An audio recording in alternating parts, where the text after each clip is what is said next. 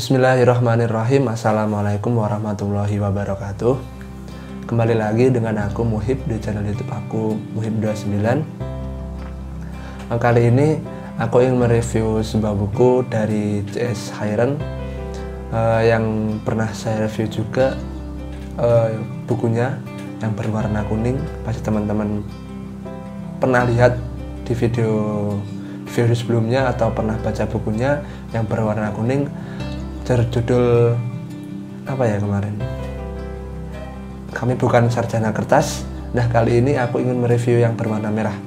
Ayo, berwarna merah ini yang jongos, bukunya Kami Bukan Jongos Berdasi. Bisa dilihat bagian depannya. Kami Bukan Jongos Berdasi, sebuah novel karya C.S. Hayren, terbitan Bukune. Bagian depan, bagian samping ada penulis, judul buku, dan penerbit. Di bagian belakang ada sinopsis dari bukunya dan penerbit. Untuk bagian dalam dikasih pembatas bukunya. Seperti buku-buku sebelumnya, seperti buku yang berwarna kuning, Kami Bukan Sarjana Kertas, ada foto-foto dari temannya Mas C.S. Hayren, kayaknya teman-temannya.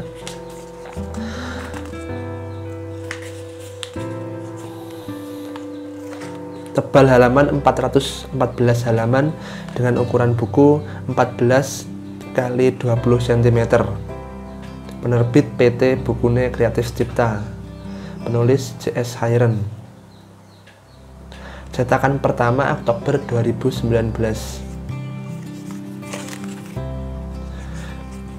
Ukurannya segini. Dan tebal bukunya cukup tebal, 400 halaman.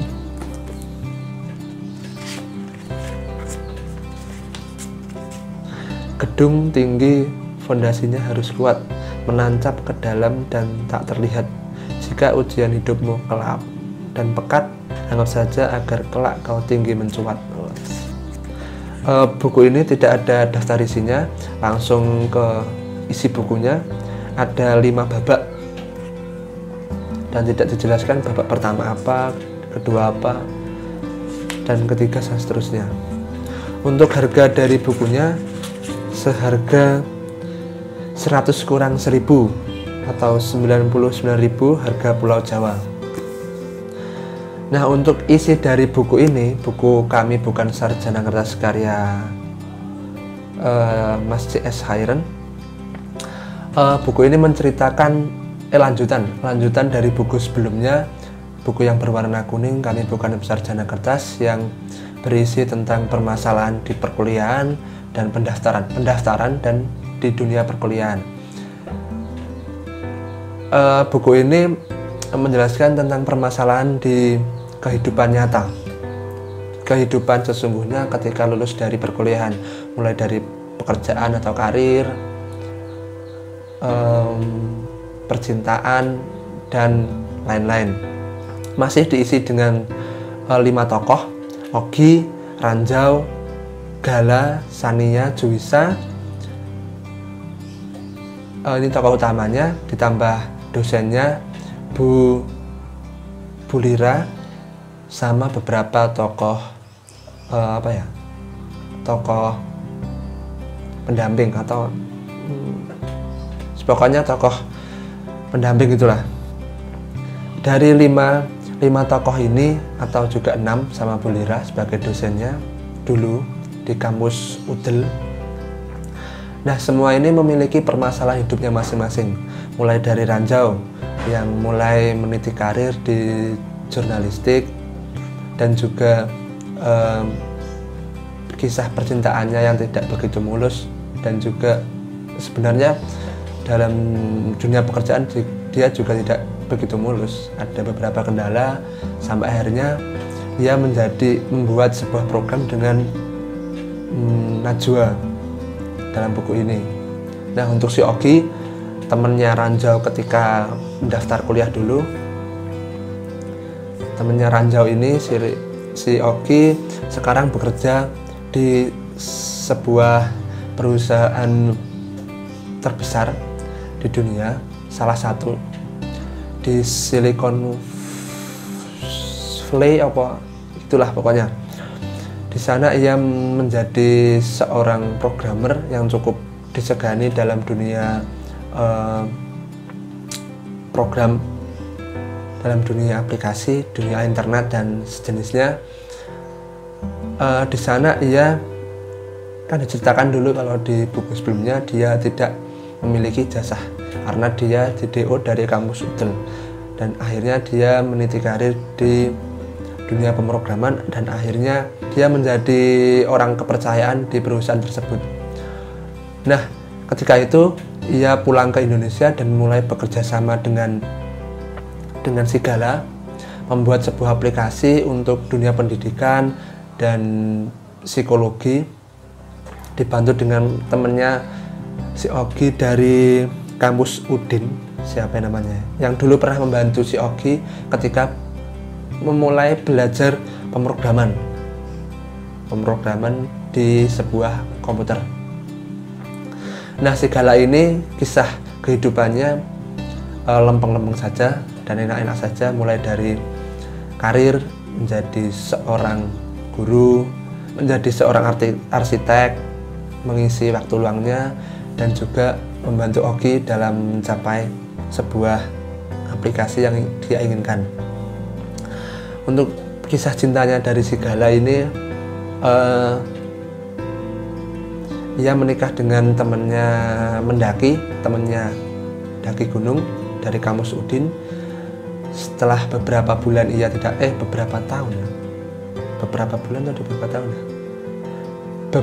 tahun kayaknya, 2 tahunan nggak ketemu, akhirnya ketemu lagi dan memutuskan untuk menikah. Untuk kehidupan Kania di dunia karir dan dunia percintaannya, di dunia karir kisah hidupnya naik turun. Di Bank EE ia performanya kadang naik kadang turun, dan akhirnya ia mengundurkan diri dan memutuskan untuk mencari pekerjaan lain.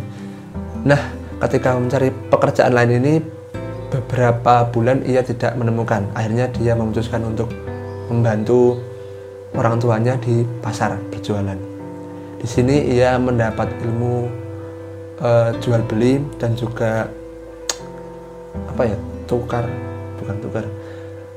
negosiasi. Nah, ia mendapat ilmu negosiasi, dan di saat itu juga ia diterima di sebuah perusahaan dekakon namanya Kuijek, yang dulu tempat Juwisa bekerja, dan akhirnya Juwisa dipecat dengan kesalahannya.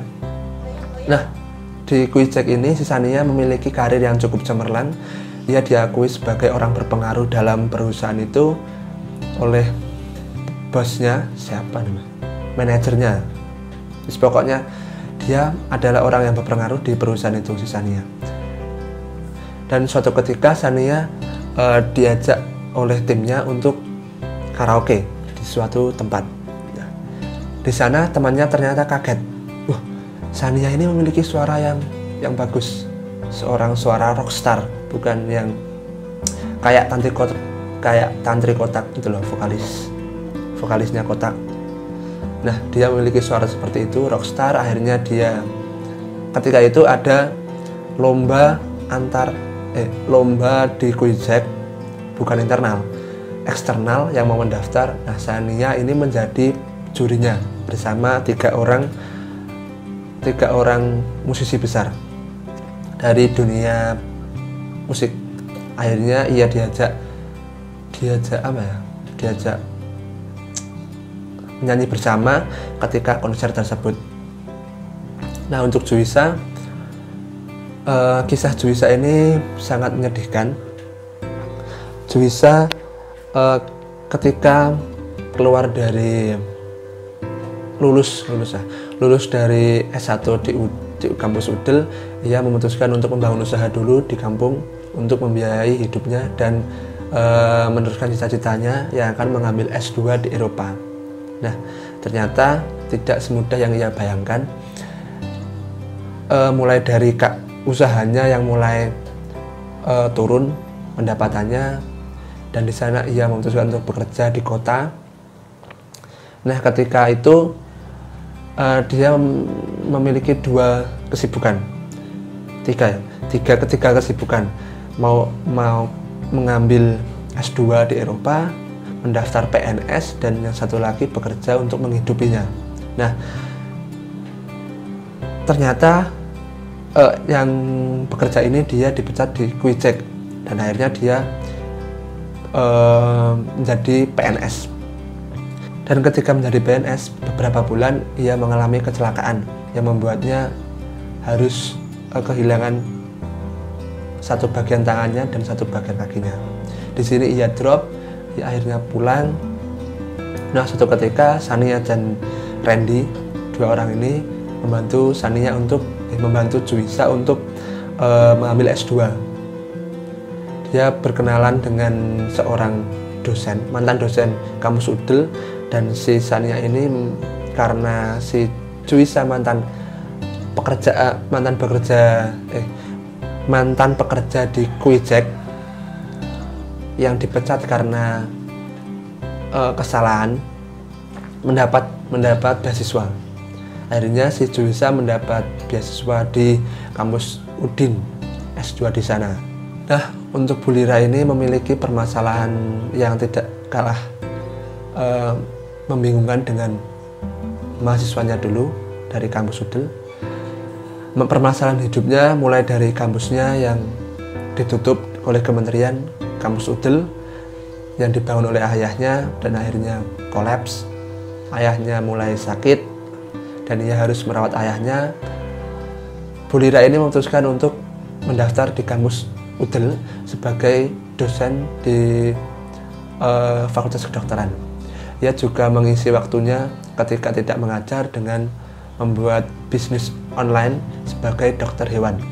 Dari beberapa tokoh tadi, ada beberapa tokoh juga yang membantu melancarkan alur ceritanya, kayak adiknya si Arko.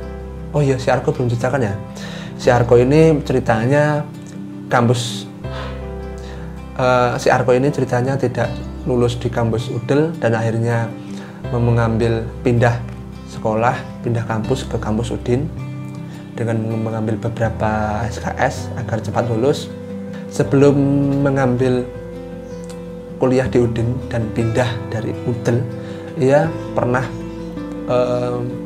keliling Eropa menjadi seorang fotografer dengan membawa kamera-kamera yang cukup lengkap. Itu adalah cita-citanya dari si Arko. Cita-cita menjadi seorang fotografer. Ketika kehidupannya di Eropa tidak membuat ia lebih baik, akhirnya dia memutuskan untuk kembali menghidupi kehidupannya dulu, dan nantinya dia akan kembali lagi menemui pacarnya dari Italia.